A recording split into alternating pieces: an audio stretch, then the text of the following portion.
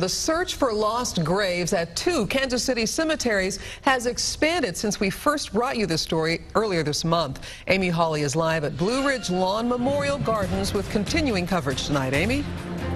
Well, I've been covering this story since 2004. In 2004, a woman complained that she could not find her baby daughter's grave. And about 3 weeks ago, another woman came forward with similar complaints. But when she and I today went to the offices here at Highland Cemetery and Blue Ridge Lawn Cemeteries here in South Kansas City, we were surrounded with endless families saying they, too, were now grieving for a different reason. My mother was the best grandma in the world. After several phone calls, the Highland Cemetery operator finally called back and told Shirley Burrell her parents' old grave marker was lost, but that he'd finally identified a grave with a temporary flag. This is for Grandma. Relieved, she can finally teach her grandchildren to pay respects too. You brought Grandma a rock. Okay, you can put that on there for Grandma, okay? We love you, Grandma Taylor. Still, when she looks around, she's unsatisfied. I want to put a headstone. I'm looking around. I don't know what kind to put on because they're leaning, they're falling. Some of them are covered up. Some of them are stacked on top of the others. So when we drove down the street to Blue Ridge Memorial Gardens to ask the same operator what happened to the marker, nothing. The operator was nowhere to be found, but Shirley realized she was not alone.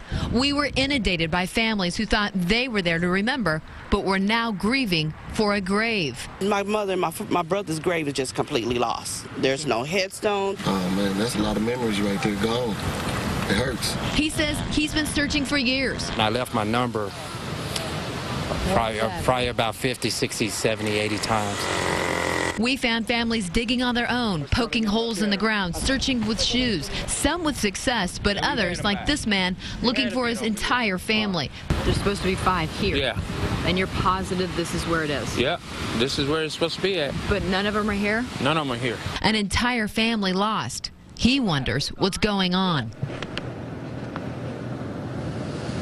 And unfortunately, we don't have all the answers tonight. We checked. The state of Missouri requires cemetery operators to have an accurate record of grave locations and for operators to make themselves available to families wondering where those locations are.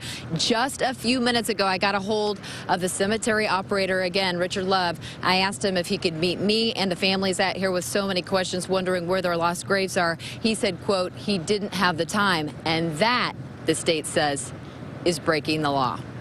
In East Kansas City, Amy Hawley, NBC Action News.